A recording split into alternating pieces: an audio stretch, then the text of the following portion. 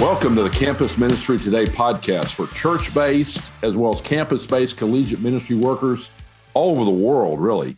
I'm Steve Shadrach. My co-host is the infamous Paul Wooster, my great friend and co-laborer. Friends, school has begun again, and we are already hearing thrilling reports of how God is using these episodes and these podcasts to inspire collegiate leaders to stay laser focused on the Great Commission. Let's really try to stay focused this spring, if at all possible. We continue to pack out the campusministry.org site for all of you staffers out there and student leaders, even, with great stuff for you and your ministry. If you're finding the resources that we are putting out there helpful, we'd love to hear from you, okay? Also, let us know how we can be of help in any way with what God is doing on your campus.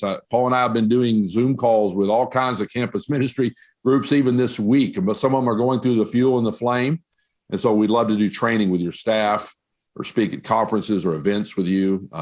It's a lot of fun, but I don't want to waste any more time because we have an amazing guest with us. And I will let Paul introduce our guest for this episode. Yes, I'm so excited to introduce Isaac Jenkins. He is a living legend of campus ministry, and he grew up in Arkansas, graduated from the University of Arkansas in 1990, where he also spent time doing Greek ministry there. And then he went on staff with Cru and spent 4 years ministering to the Greek system at Auburn. And then in the fall of 1995, him and his wife, Meg, moved to Oxford, Mississippi, where they launched the ministry at Ole Miss. And since then, they've seen a movement of God on this campus. God has opened up so many doors. They've seen literally thousands of students come to Christ. And since then, he started writing and consulting campus workers across the nation on how to develop a strong ministry among Greeks.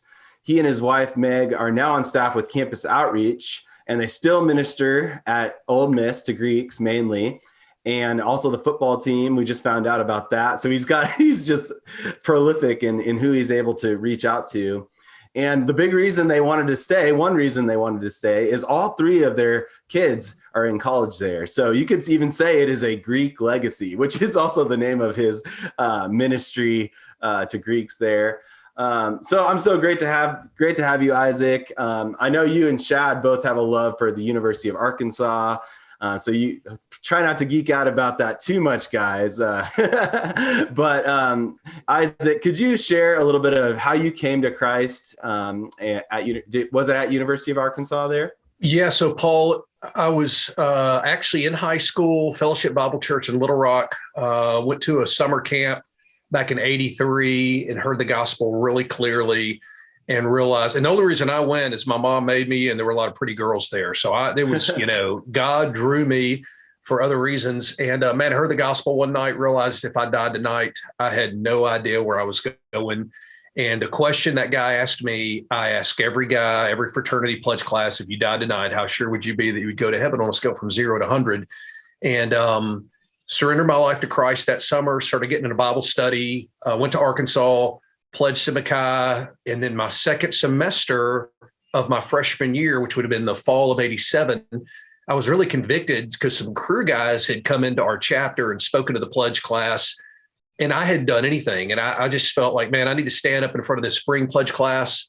Back then they hazed quite a bit. And I was like, look, man, I'm going to haze for Jesus. So I told these pledges, listen, we're all going to meet up and you're going to get I'm giving them a 3x5 card. I'd bring the STUMO guys in, the Cru guys. I was good friends with both ministries. And I just started following up pledges and sharing the gospel. And I counted this Christmas, and this is now my 70th semester that I'm doing the same thing, man. It's hard to believe. I love it, man. I love it. But yeah, my senior year, I saw 3 or 4 guys come to Christ. I moved back in the house to have a ministry. I was the only non-officer living in the house. And I went to everything, man. I went to every party, every chapter meeting, ate my meals at the house. My nickname was Active Ike, and those guys knew that I cared about them. And I remember thinking, man, I've never seen a pastor in a fraternity house. And I started thinking about it. I was like, technically anybody can be a pastor or a youth minister, but not everybody can minister to Greeks, although they can. I actually wrote a book helping non-Greeks get in the Greek system and developed a website, GreekLegacy.org, to train campus ministers. But I decided to come on staff. And, I saw a pastor one time in my 37 years one day, and I went up and shook his hand. I was like, man, you were the man. I mean, I've never seen a pastor. And I get it, man. They got to minister to their congregation. But you know what? The Greek system is my congregation. And when somebody dies at Ole Miss, they call us. They call me, and we're there. We help them. I do so much stuff with those guys. But, man, I love it. I love it. So that's great. Yeah, just 2 nights ago, guys, I was at the SAE house, and this is why I love my job. Like, I almost couldn't go to sleep last night because 2 nights ago I was at the SAE house, and we had 8 guys in the study, and one of them walks in and sits down, and he goes, "You guys mind if I join the study?" We were like, "Sure." And he goes, "Man, I've never been to a Bible study." And I was like, Wow. "You've never been to a Bible study?" He goes, "Yeah, I'm from New York." He said, "My dad's Roman Catholic. I've been to that service a few times." He was like, "What do they call it?" And I was like, "Mass." And I was like, "Man," I was like, "I am so glad you're here." He was like, "Man, I don't have a clue." One of the guys runs upstairs, gets him a leather study Bible. He goes, "I didn't even know where to start." And I was like, "Why don't you start reading in John? And what if we meet up Friday with the chaplain here, Michael, and we'll talk to you about this." So to this afternoon at 2:30, we're meeting with him, and we'll walk him through the gospel. And I could share with you guys some things that I would say, but man, I was just so excited. Like, I literally wanted to hug him and get a picture with him, and I was like, that would be so weird, but it's like, but I'm telling you, I tell these Greeks, never again will you be around so many people who don't know the gospel. Gen Z now, they're saying only 4% of Americans understand the gospel. Maybe it's a little higher percentage in the South, but I mean, you've got Ole Miss, we got students from every state in the nation. And man, you can influence so many people in your chapter if you'll just hang in there, especially your senior year. I tell guys, don't go inactive. It's not about you. It's not about your future and your girlfriend. It's about being in that chapter and loving those guys. That's great, Isaac. By the way, I've got my Arkansas shirt on with my hog in your honor today. Yeah, I appreciate Isaac. that, man. We ought to woo pig suey, call the hogs for our listeners, Well, Steve, it's kind of funny. When I started, I started a Bible study real early on with the football team, and man, started to love those guys. And then when Coach Nutt came here, I was heavily involved for about 3 years. We were averaging 50 guys a week in the studies. And at some point, I prayed to receive Ole Miss, man. So I'm an Ole Miss fan now. So, yeah, sorry, man. I'm Ole Miss. And I got 3 kids at Ole Miss, man. So, I mean, I got 2 seniors and my daughter's That really grieves me deeply, brother. I wish. Okay, we need to stop the podcast right now. This is over. That's right. I know, man. Well, I want to go back just for a minute because I lived in the fraternity house just down the street from you a little bit, in the Fiji house. That was down the street from the Sigma Chi house, and I was, of course, ahead of you a number of years. By the way, I was a college pastor across the street from the Sigma Chi house starting in 1983. And for the next 4 years, I spent tons of times in every single one of those fraternity houses.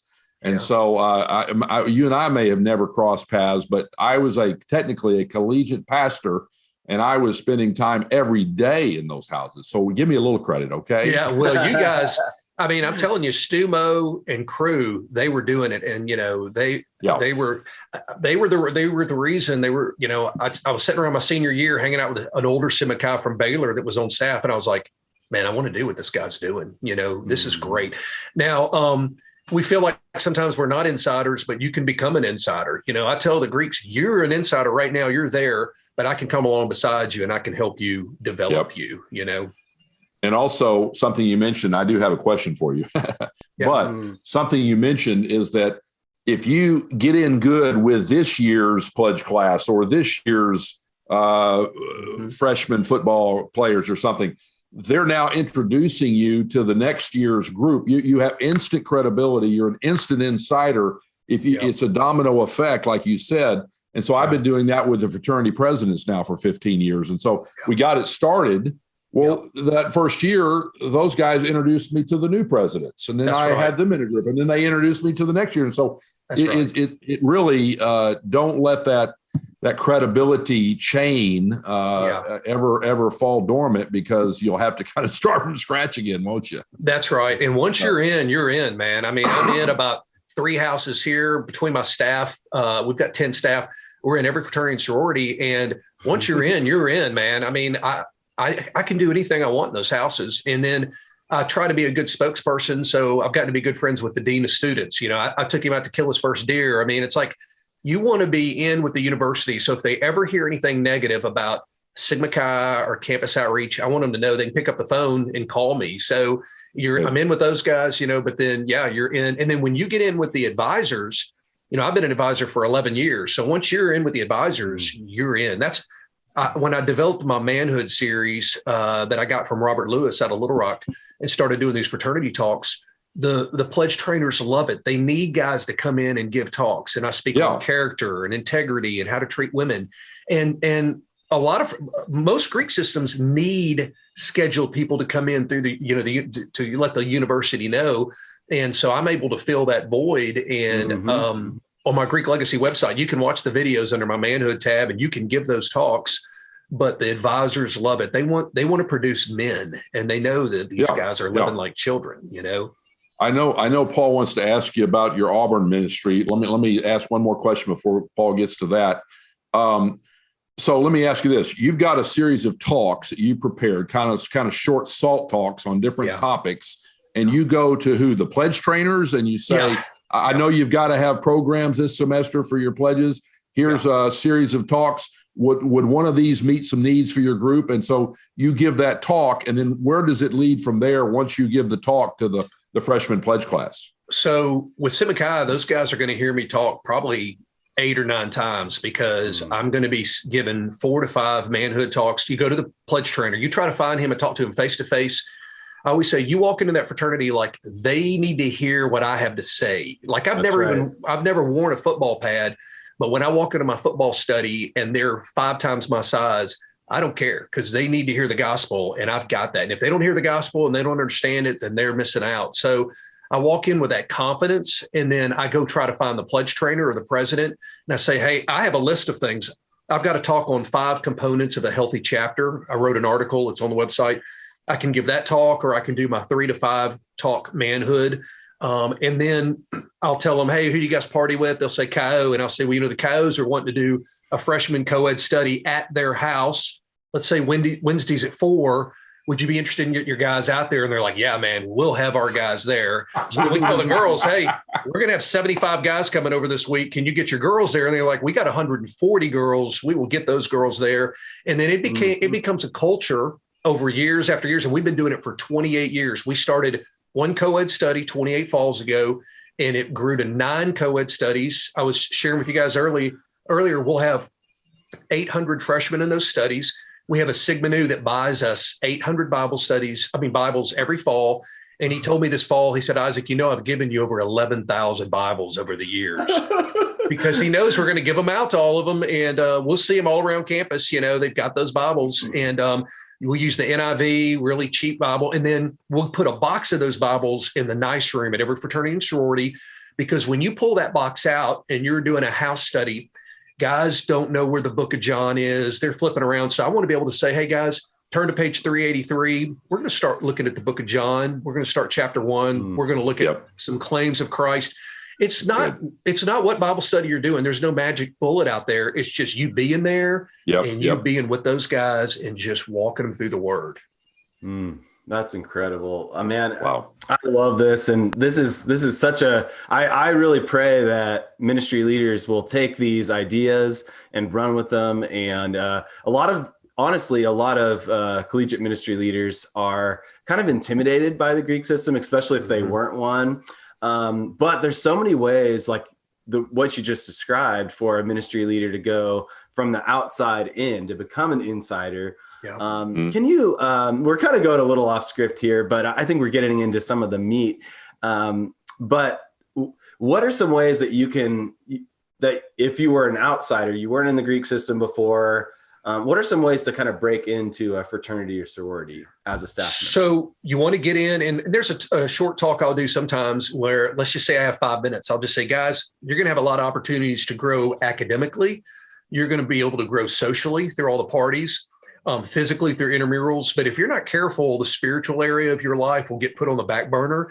And I can't tell you how many guys I've met. They're like, Isaac, I wish I met somebody like you my freshman year. And I really regret my time at Ole Miss or my time back at Arkansas. So I tell them, I don't want to let you miss out on this opportunity to grow spiritually. So that's one of the things when I pass out 3x5 cards, I'll ask them, say, hey, if you're interested in a small group or doing this co-ed study, I'd love to get back together with you. And some guys will write, man, I've been so lonely, so unhappy, man, will you call me ASAP? And then what I do is I meet with the potential spiritual leader, and I sit down and talk to him. And let's say, Paul, I'm meeting with you and we're getting lunch I try to meet him at the house because I want to meet them on their turf where they're comfortable. I've eaten at the house different houses at Ole Miss 5 times this week. And I joked 2 nights ago at the SA house, I was like, man, if a nuclear bomb hits Oxford, I'm going to be the last man standing because I've got so much nuclear waste because I've eaten frat food like 14,000 times, I'm going to look around and go, where'd everybody go? But what I would do, Paul, is I would say, Paul, it seems like God brought you here to, let's say, the Sigma Chi house at Ole Miss for right now, for such a time as this, like the book of Esther. And I think you've got a lot of potential to really be an influencer in this house. And I would love to come along beside you and help you. Here's 2 questions. So the 2 questions I want you to think about is, what do you need to be doing in your life to get you ready for maybe next semester to be a spiritual leader in the house? And what do you not need to be doing? And how can I help you? Okay. What do you need to be doing? What do you not need to be doing? And then what if you feel comfortable leading the study, that's fine. I'd love just to be there and meet guys. But a lot of times you're going to tell me, I don't have a clue. I don't know what I'm doing. And I'll just say, what if we start a study Wednesdays an hour before dinner, or we can do what I call a back deck study where we tell guys Wednesdays at lunch, we're going to be on the back deck. Guys can come and go, and we'll have sometimes 15 to 17 guys. And then what I'll do is I'll say, hey guys, thanks for coming. Paul helped get you guys here. I want to get your numbers. We want to meet up with you one-on-one and just talk to you about what happened today, get any questions, feedback. And then I did this with Russell Flint of Phi Delta about 20 years ago. And Russell was like, Isaac, I don't feel confident yet, but I can get the guys there. And over the course of the year, we shared the gospel with every Phi Delta living in the house one-on-one. And after the 3rd or 4th time, Russell started doing it. And then he starts leading the study. He ends up coming on staff with crew, went to Florida, mentored Tim Tebow, Peter's brother. They had a significant ministry, and then now Russell's a pastor. Like I tell guys, I don't want to see the ministry success. I want you to see it because I want you to see that God can use you. Can I tell a story real quick? Yes, please do. Yeah. We did a chaplain's dessert last night. Chaplains are sometimes some of the loneliest people or the spiritual leader in the house. And I like to get them together once a year and do a big dessert or dinner for them and tell them how much we love and appreciate you and that you are one of the most respected people in your chapter. And don't give up. You're going to want to give up sometimes. But I'm telling you, I told them last night, I said, we had a reunion 20 years after I graduated from Arkansas. And my Pledge brothers paid for everything throughout the weekend. And they didn't plan on it. Just like, hey, man, I got your dinner. Hey, man, I got your guide fee. We went fishing. It's because they remember I was the guy who was there for them. I was the guy who prayed at chapter. I wouldn't even take a Bible to chapter. I would take my ritual and do devos out of the ritual. And, the guys couldn't get mad about that. I did a short devo, but that's a good point. Good point. Yeah. So I told them last night, I said, I'm going to pray for this to happen to you guys. And I said, when I was at Arkansas, my junior year, I was leading a Bible study one night, and there was a guy named Hunter Hall that came to the study. And I don't remember what we were doing. I remember I used to put a sheet of paper in the lunchroom that said BYOB Thursday night at 6, bring your own Bible. And instead of beer, you can bring beer, but bring your own Bible. And Hunter comes to this study, and I don't remember what we read in the Bible. I don't remember what we talked about. But the next day, he came up to me in the lunchroom, and he goes, Isaac, I was so convicted by the word that I went down in the chapter room last night, got on my knees and surrendered my life to Christ. And I was like, man, that's kind of crazy. Man, that's awesome. Wow. Well, Hunter took off. He started growing. Fast forward about a year ago. We're talking 30 years later. Gordon Fleming, one of my first Sigma News here, is a pastor now in North Carolina. and he goes to a wedding, and the guy doing the wedding says he's an Arkansas grad. So Gordon goes up to him afterwards and said, so you went to U of A? And he goes, yeah. And he goes, were you in a frat? And he goes, yeah, I was a Sigma Chi. And he goes, oh, did you ever know Isaac Jenkins? Because he appeared to be older. And he goes, no, I didn't know Isaac, but I never met him, but he led Hunter Hall to Christ, and Hunter led me to Christ. And he said, I've been a minister for 20 years. So I pick up the phone and I call Hunter, and I'm like, hey, man, who's this dude you led to Christ who's been a minister for 20 years? And he goes, Isaac, you're going to have to be specific, because after you left, I joined crew staff, and I went back there for 7 years. And he said, I led 3 more guys to Christ and discipled another guy, that all 4 of those guys have been ministers for 20 years. And one of them just did an evangelistic conference out in San Diego. So guys, it's like, that was one guy, one Bible study. And I told the chaplains last night, I said, that might have been the most significant thing I did my entire 4 years at Arkansas. That one night I stepped out in faith, I led a Bible study, and the word of God changes lives. Now, I'm all about following guys up one-on-one, like I'm going to do today with that essay, sharing the gospel very clearly and bringing them to a point of decision and saying, is this a decision you would like to make? And then I back off. When I was at Auburn, I know, Paul, you might want to ask me some question about Auburn. Sure. The Sigma Chi's were so intimidated of me because I was a 5th year, and I get in really quick with that chapter. I started seeing all these pledges, pray to receive Christ with me. And one day I realized, you know what, man, they would pray to receive dirt with me. They'll do whatever I ask them to do. And I was like, okay, I got to start backing off. And I'd start saying, hey, man, is this something you've been thinking about? Like, I don't pray with the guy unless he's like, Isaac, this is something I need to do right now, man. I can't sleep unless I make this decision. If not, I'm like, I want you to think about it. And maybe next week we could get back together. But I'll tell them, this is the most important decision. And all you're simply saying is, Lord Jesus, I need you. Man, I'm a sinner. Christ, you died for me. I'm asking you to come into my life and make you Lord of my life. It's a very simple. And today I'm going to tell that essay, the thief on the cross, he didn't pray a prayer. He didn't walk the aisle. He didn't fill out a comment card. He said 2 things. He said, you don't deserve to be up here. Nothing. You didn't do anything. I'm up here because I deserve to be here. And he said, will you remember me? And Jesus said, today you will be with me in paradise. To me, that's the simplest gospel presentation. It's amazing that he just simply said, I know I'm sinful. I deserve this, but you don't. Remember me. And boom, Jesus said, you'll be with me today. Wow, that's incredible. I love that. And it's just, I think your heart behind just giving that personal touch and being bold there is so powerful.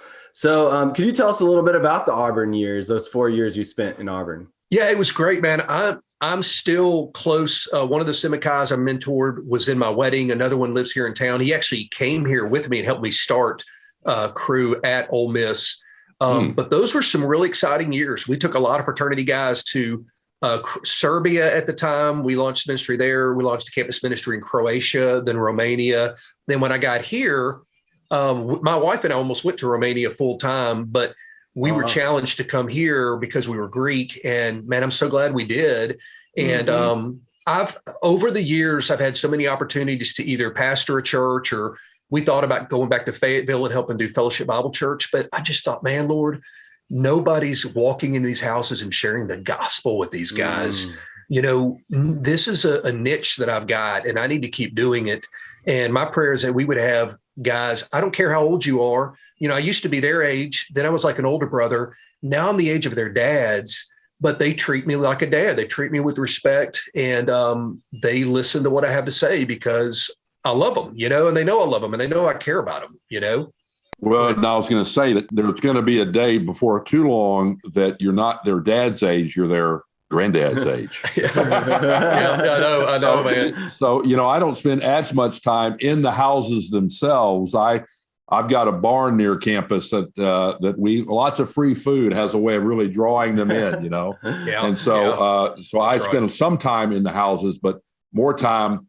I've got 2 or 3 eating places, a breakfast place, a lunch place where there's a back booth, and now when I start a small group or I'm asking them if I can share the gospel, I kind of put it a little different way, Isaac. I say, now guys, sometime during the semester here, I want to be able to treat you to a meal and give you kind of a customized presentation to help you discover where you're at in your journey with God. Really, That's Chad, good. You'd be willing to do that for me? Well, of course I would. Yeah.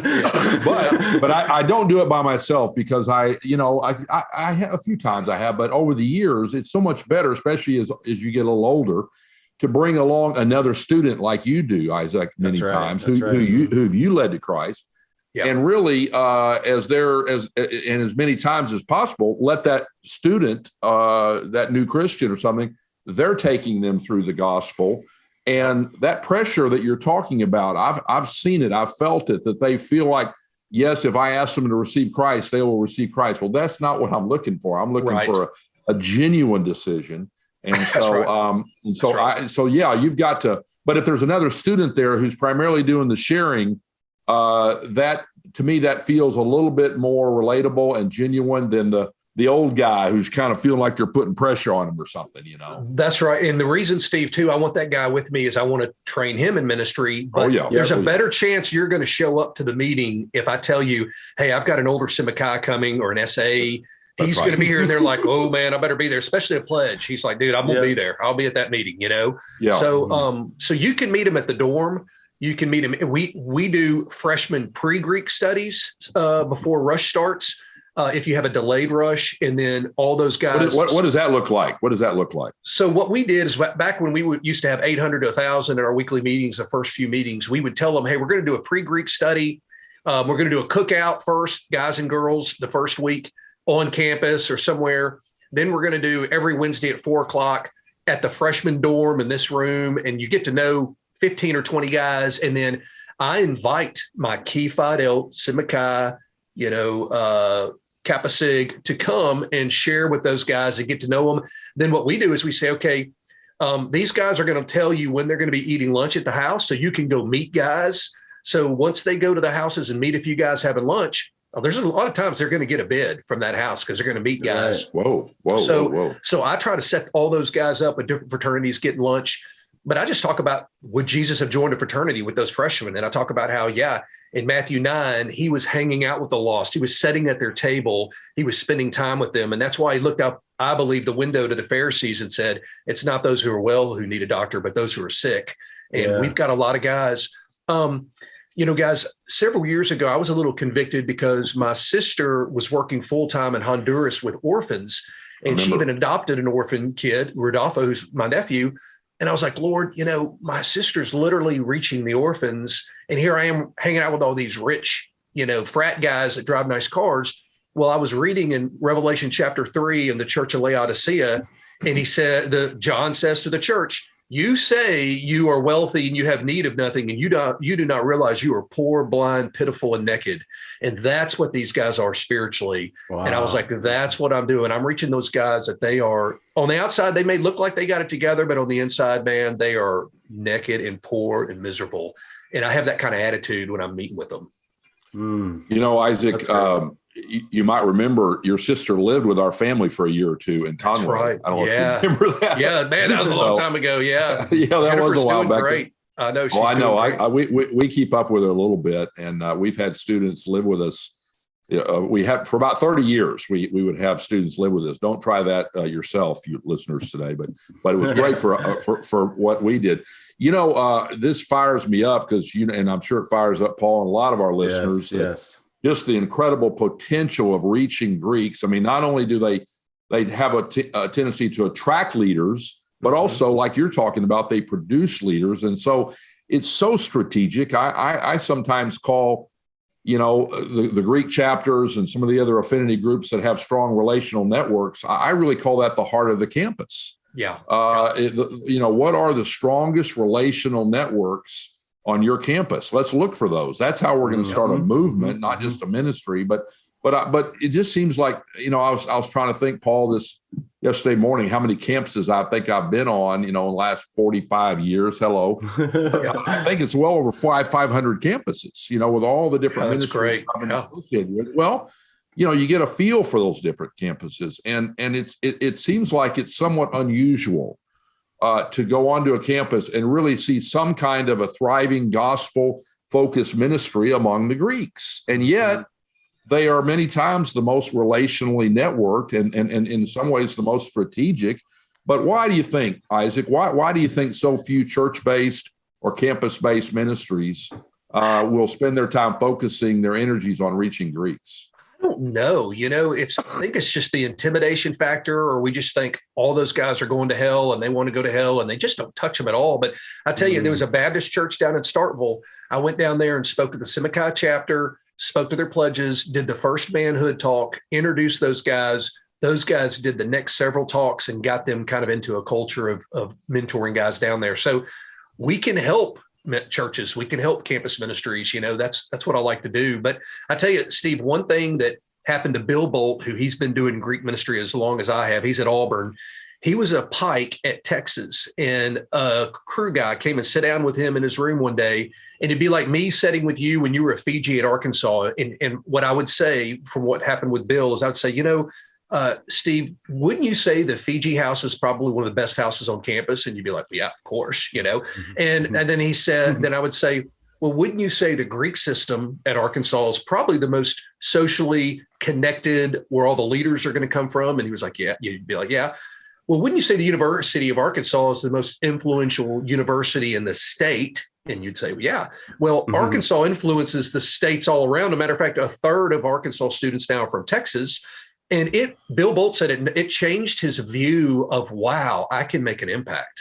I can influence these pikes in my chapter at Texas, this little chapter, who are going to go on and influence Dallas and Houston and all the way to Little Rock and Atlanta. And so that's what we shared that with the chaplains last night, that you're influencing these guys. Another thing that we've started doing, I was asked by Campus Outreach about 5 years ago to come out to Atlanta and train all their regional directors in building large movements and reaching Greek systems. And they wanted me to do 3-hour sessions. And I was like, man, I can't even talk about turkey hunting that much. That's my passion, But I was like, why don't the last 3 hours, I'll just break into small regions and answer questions. And Seth Terrell, who's now one of my bosses with Campus Outreach, said something. I was like, why haven't I done this? And now we're doing it every fall. He was like, man, the way we got going at Alabama is we went around to all the fraternity houses and we had a steak dinner for all the presidents. And if they wanted to bring 1 or 2 officers, and we printed out a list of here's things we can do. We can give these talks, we can do these studies. What would you guys like for us to do? And they were like, you can do anything you want, man. He fed them. He was nice to them, and he hosted a nice dinner at a nice restaurant, and boom, he was in. And I was like, that's a great idea. Yeah, I was like, that's it. Leading. That's it. Yeah. That's it. Steak dinners are the key right there. I've done it many, many times. Yep. Yeah, we did it this fall. That. The straight up approach. Sometimes people think they need some sneaky way to get in. Yep. Or we don't have any students in the Greek system, so I guess we can't reach them right now. No, invite them in. Be professional, be confident, spend some money to kind of welcome them in, and then be clear about what you offer, and come up with your own little list. And that's worked well for us, even at Chico State. It doesn't have a very strong Greek system, comparatively speaking, but we've still been able to see outside in as far as a staff member approaching a house, and God's opened doors that way. I wanted to kind of add a bonus question here because we already answered this next question on our script. So this question, you say you have about 10 staff working on these different houses and different people groups on campus. What is the typical staff member? What do they do with their time, their work hours? So for us, we have staff meeting Monday mornings from 9 to 12, and then we have staff men's luncheon. And with Campus Outreach, we partner with a local church. So every few weeks we have lunch with our pastors, and that's really refreshing for me because I'm close to those guys. And then on Wednesday mornings, we meet and pray for the campus. But every afternoon from 12 to 5, that's kind of campus ministry time. But then sometimes in the middle of the afternoon, I may take a break and go do something because, 2 days ago, I had 3 Bible studies, one at 4, 8, dinner at the SAE house, Bible study. Then I had my football Bible study. So you got to be careful because you want to be in the ministry for the long haul. So maybe 2 fraternities and a football team are 3 areas of influence you fill your schedule with. So once you do those talks, you start following up those freshmen, you start getting those Bible studies going. The men who come to the Bible study are your hottest contacts. The guy 2 nights ago, that SAE that walked in and said, man, I've never been to church. he's a hot contact. I want to meet with him. I want to share the gospel with him. There was another guy in the study that I met. He said he was named after Clint Eastwood. His name's Clint. I was like, Clint, I'd love to get together with you early next week. Those are hot contacts. So I want to follow up every day. I want to fill up my week with guys coming to those Bible studies. So whether it's us following up the co-ed studies, that when we have that 10-day, we do 3 weeks of co-ed studies, because then we say the guys only go so deep with the girls in the room. So then we're like, okay, next Wednesday, we're going to just be at the Semakai house Wednesday at 4, Kyo's Wednesday at 4 at the Kyo house. But everybody that comes to that study, I'm passing out 3x5 cards, and I'm filling up my week with sharing the gospel with them. So we kind of have faith goals. When I was at Auburn, it was 3 to 5 evangelistic appointments a week.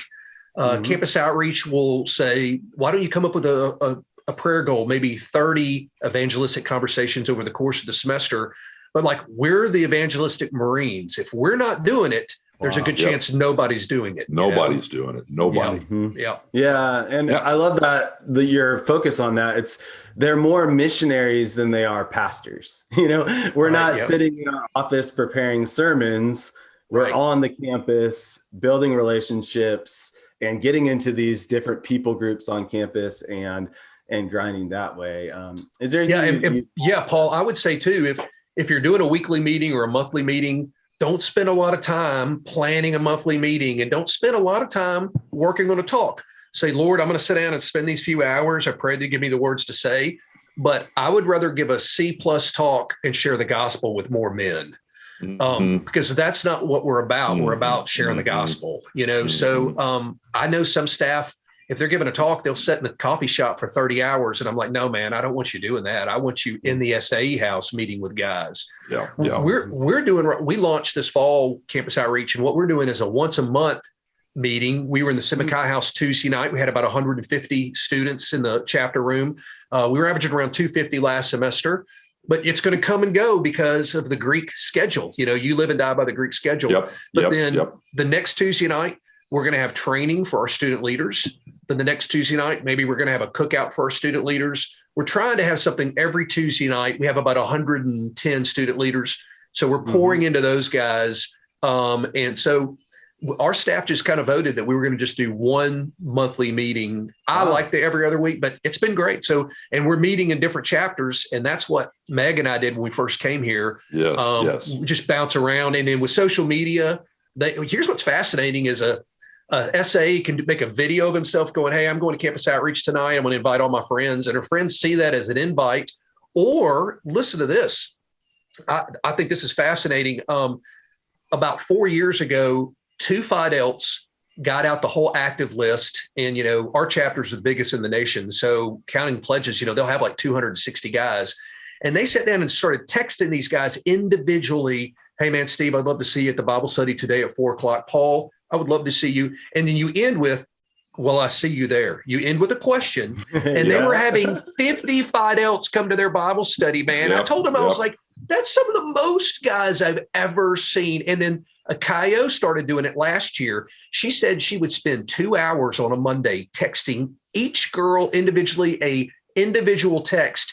And she was averaging 50 Kyos at her Bible study. It's amazing. And now she's thinking about going to ministry because she saw God use her, That's more, and that's more people than most ministries, large group meetings, when they kind of try to attract a general, whoever's interested in spiritual things, come to this large group meeting. It's great. I'm just curious with your Clint Eastwood student, when you were talking to him, did you look at him and go, are you feeling lucky today? And you make my day, that'll be some of our older listeners that remember Clint Eastwood. What was the movie? I can't remember it now. Dirty Harry. Dirty Harry. So he said his parents almost called him John Wayne, and I was like, man, if they had done that, you would have had to go Semakai because he's Semakai. So. When we were at Arkansas and we got the Greek ministry started here, Isaac, I remember we started it in my living room, and there were 4 girls in my living room with me and my wife, and they took turns coming. That was the beginning of the Greek ministry, You got to start somewhere, though, right? That's right. Boy, did it start to grow. And when the Greeks understand that you care about them, that you love them, that you're going onto their turf, you're not somehow asking them to come onto your turf, but their turf. and you're penetrating what looks like to be a very intimidating, the big columns and the fancy cars and the Greek letters. And no, they're very needy, sometimes insecure. They're hiding behind some of those things. They're waiting for someone to be bold enough to enter their world. And so we started something similar to what you're talking about called the main event. I don't know if you remember that or not, but we would rotate from fraternity to sorority every single week. And I'm telling you, it got such movement that we'd have to take out every stick of furniture out of that sorority house, the Pi Phi house, for instance, near where you guys were living in the Sigma Chi's. And we'd have up to 600 students. That's when students were willing to sit on the floor, But I mean, just every room was packed out. And we got to a point where, then of course, if they sponsored it, they had to have all their members, all their pledges there. They had to host it and be greeters and provide refreshments. And they'd sign up a semester in advance to host this thing. Yeah, I went to those things. They were amazing. Well, if you can develop a privilege mentality, I know that's another topic of another podcast, Paul. But how do you develop a privilege mentality in your ministry and in your one-on-ones with students? But this is where I want to go with my question, Isaac. You've seen God do some crazy things on campus. I know Paul has. I have. At the same time, we're trying to give people a vision and some tools.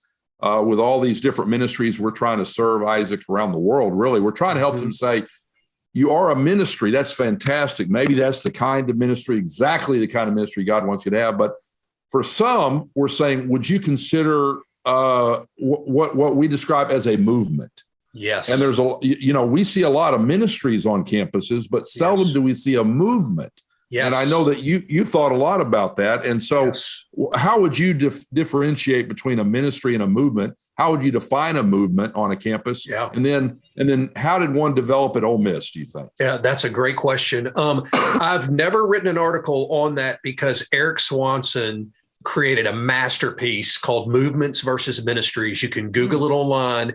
Eric Swanson trained me in a leadership summer. Yeah. Whoa. And basically what he says is movements are messy.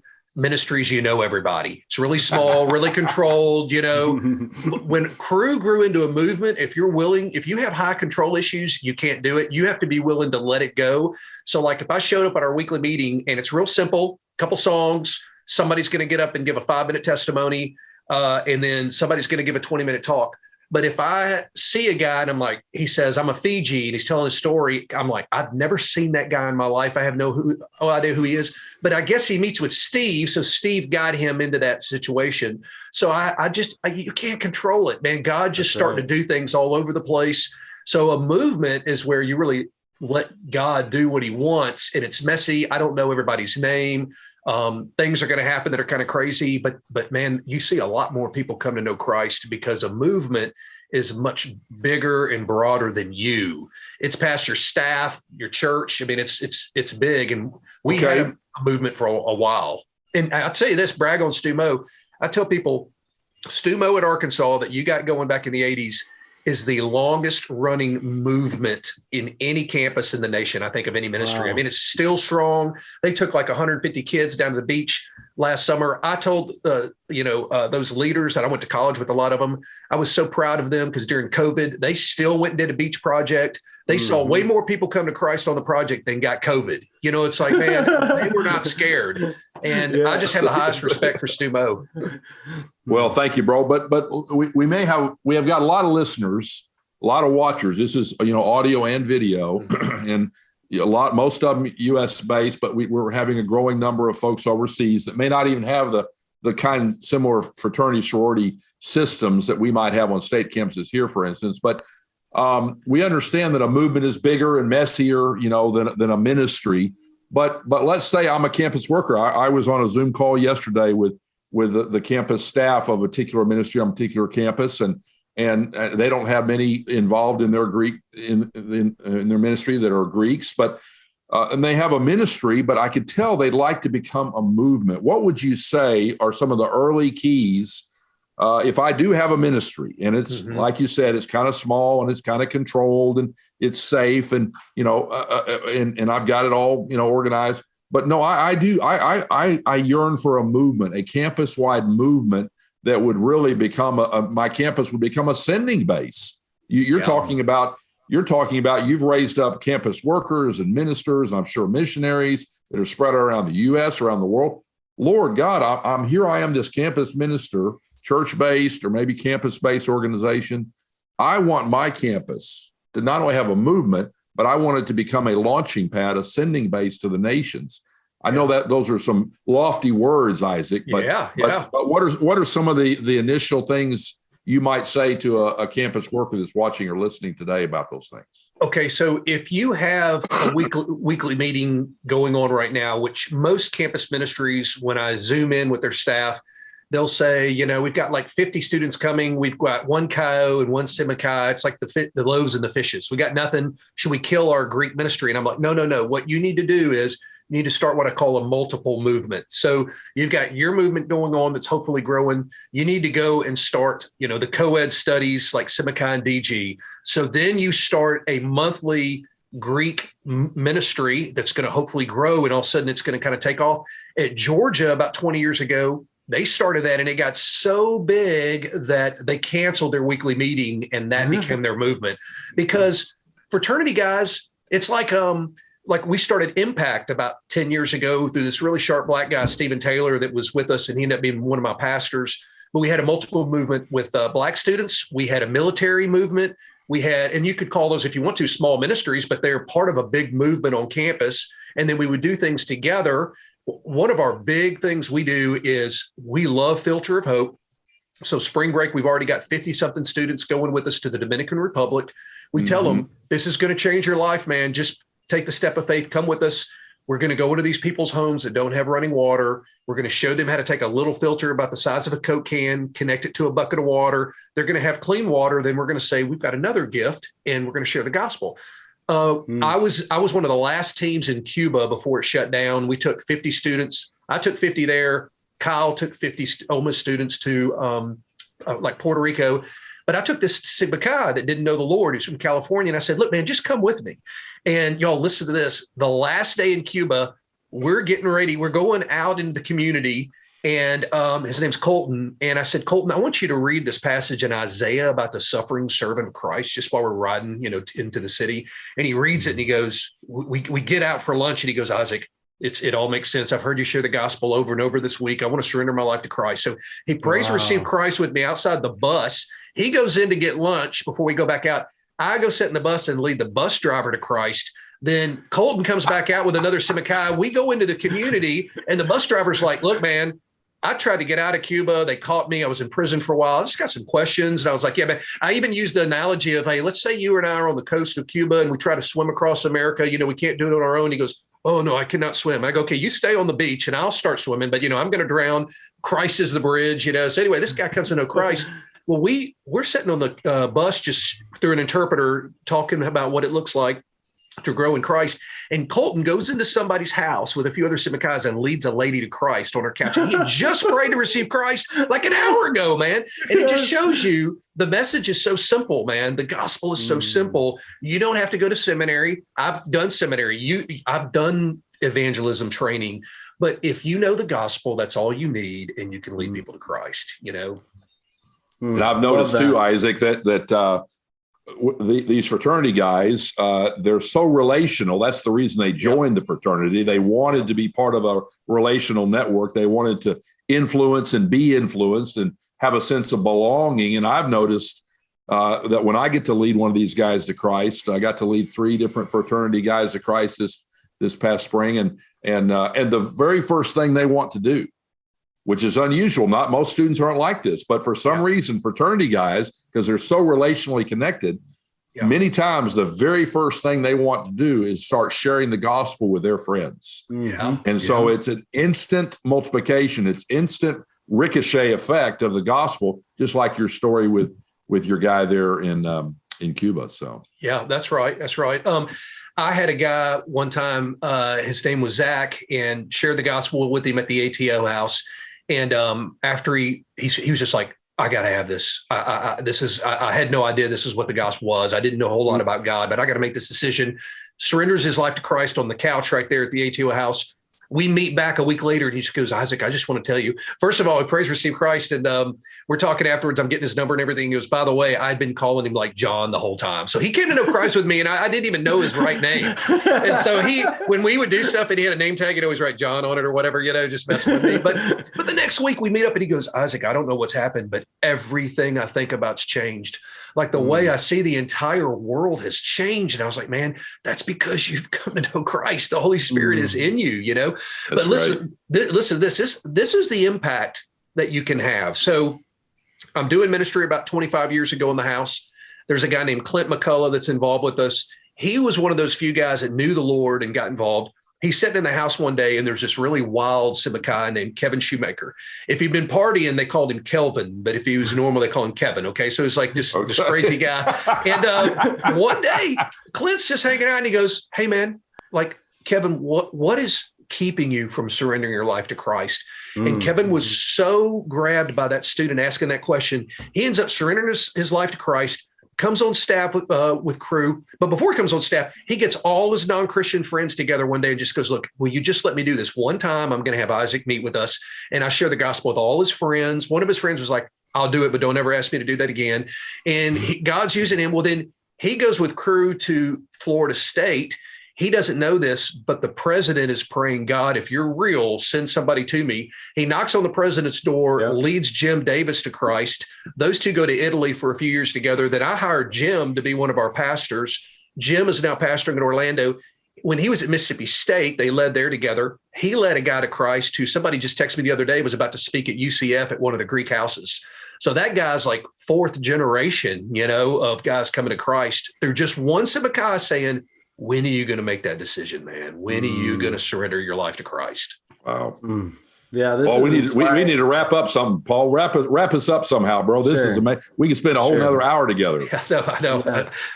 Man, this is inspiring me. And it just reminded me of Matthew 9 when Jesus said, the harvest is plentiful, the laborers are few.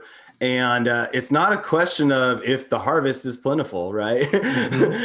We know that's true. It's the laborers that are few. And so I want to encourage our listeners, and I would want to ask you one last question, Isaac. What does it look like for a campus staff member to really labor? And a lot of people get stuck in the ministry routine.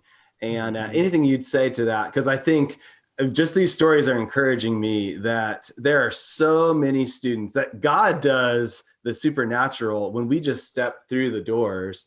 Yeah. So anything you would add to that, Isaac? I think, the passage in Galatians 6, when it says, don't grow weary in doing good, for in due time, you'll reap a harvest, hang in there. It's a little harder to get stuff going on in the Greek houses. But once I get that one or two guys connected and involved, the network now, with Ole Miss, it's 260 something guys. And with the sororities, it's 450 something girls. But I don't care if it's some guys flew me up to NC State this fall and I spoke to the Sibachai chapter and they have like 60 guys. It's just as hard to get in with 60 guys than 260. But what you're in with all those guys, So I will say this, guys, I've got 3 books that I've written on Greek ministry. And if anybody wants to email me, I sell you a book at cost. I've got Leaving a Legacy for fraternity guys in their house and sorority girls, where I kind of walk through what God did at Arkansas. Because when I left, God raised up a Stumo guy that came to know the Lord. I mean, I kind of walked through 28 years of legacy at Arkansas. I did about 25 years at Ole Miss here. And then I've got a handbook for staff. And then I've got a book on articles and it's called Would Jesus Have Joined a Fraternity? But all that stuff is in the PDF forms on the GreekLegacy.org. So like Paul, Steve, myself, we're here to help you guys. That's right. If we can Zoom with you, I say, if you can get a few of your students together and one staff or your staff team, we can Zoom. And it's kind of like I'm coming into the living room with you guys and I can help you kind of take next steps. And Paul, it sounds like, Steve, that's what all 3 of us want to do. And we can resource you. But I feel like half the time I'm just going, man, you can do it. Just take that step of faith, man. Walk in there. I know a guy, a campus outreach guy, walks into fraternity, doesn't see anybody. He's trying to get something going. He's dejected. He turns around, walks back to his car, and one of the frat guys goes, "Hey, Michael," it's Michael. Hey, come here. What are you doing? Come on, turn around. Carries him back in the house, and he ends up having a fruitful ministry. He was literally about getting to his car and leave. And he ends up having this amazing ministry. So don't give up, man. Just hang in there. God will use you. And I pray for divine appointments that God, you'll bring me to guys that you are, you are opening up their eyes. And I'm just the guy that seals the deal, you know? I love that. Isaac, would you close us in prayer? Pray for our listeners. Yes, I would love to. Father, I do. I thank you for your goodness. I thank you for maybe never such a time as this where there's so many people that we could share the gospel with who have never heard. And if these studies are true, that maybe only 4% of these students understand the gospel, Lord, I pray that, Father, you would ignite our hearts, those who are listening, those who are thinking about this, that we would take a step of faith and enter an area of influence on our campus and just be willing to share the gospel. And Lord, I pray you would give us discernment and wisdom, that you would give us divine appointments. And Father, that you would help us, because a lot of times we feel unqualified, we feel shame, we feel whatever. And I pray, Lord, we would take every thought captive against the enemy trying to take us out. And we would walk with you and step out in faith and walk into those areas. And Lord, I know that we're going to see fruit. We're seeing fruit all over the place. And Lord, I pray that these students and staff that are listening, Lord, they would get to see fruit like we've seen, and they would get to see you do great things in their lives, Lord. We praise you and we thank you in your name. Amen. Wow. Amen. Amen. Thank you so much, Isaac. That was such an encouraging podcast. And man, we could go for a couple more hours. I have so many other. Oh, no, man. I can literally go for hours. I just love it, man. We may have to bring you on again for sure. And man, there's lots of stuff that we look forward to partnering with you at CMT and Greek Legacy. I want to encourage our listeners to check out that GreekLegacy.org. And we'll also include a link to those different articles and even those ebooks in our show notes at campusministry.org. And so we'd love for y'all to, if this was helpful to you, share the podcast, maybe text a friend, maybe leave a 5-star review if you're feeling generous. And we'd love to connect with you. So also, Shad and I are on social media. You can send us a DM, or you can email us through the Campus Ministry Today website. And we're here to help. That's our only agenda. We have no agenda but to help y'all out and to just see movements of God on every single college campus and university campus in the world, really. And so that's our heart. Thanks, guys. God bless.